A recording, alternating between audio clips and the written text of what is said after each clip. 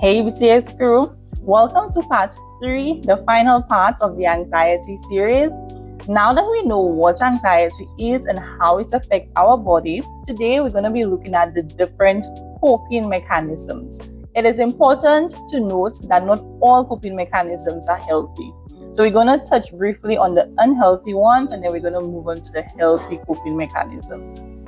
So some of the unhealthy ones will include persons isolating themselves. Some people, they overwork themselves just so that they don't think. Some persons keep themselves busy so they don't have to sit with their emotions. Some persons, you would find them doom scrolling. They would just be scrolling for social media when they're sitting not doing anything just to distract themselves. Others, they will engage in unhealthy habits, whether that is drinking alcohol and so on. Some persons, they tend to overeat, whilst others don't eat as much, and the list goes on. But we're going to focus on the healthy ones, which is the most important thing to note.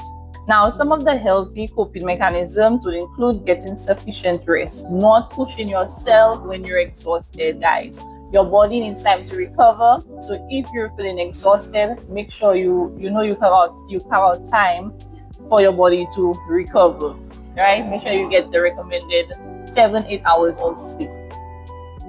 Another coping mechanism would be exercising, right? It can be something light, it doesn't have to be anything intense.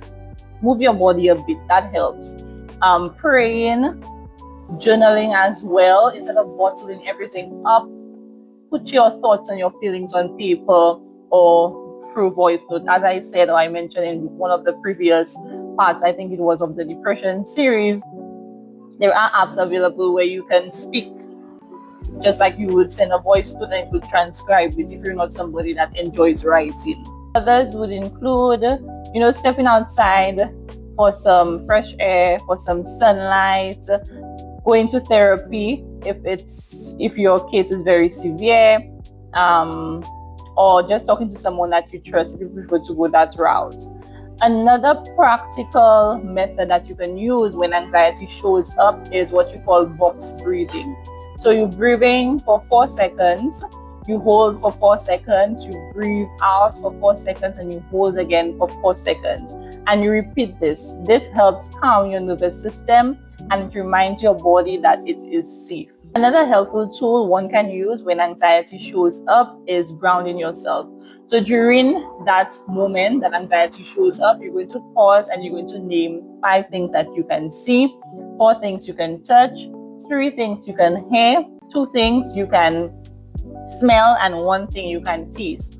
So what anxiety does is that it instills fear within us about something we think that will happen in the future. So grounding yourself, it brings you back to the present moment. So it takes your focus off of whatever it is that you're thinking about and it brings you back to the present.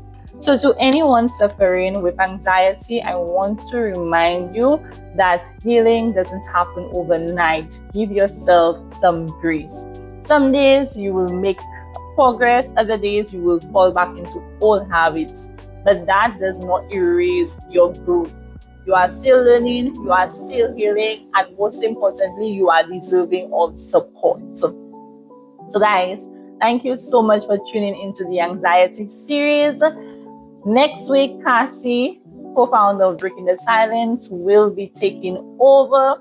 She will be discussing relationships and communication. So this is definitely a series that you don't want to miss, guys. Until next time, bye.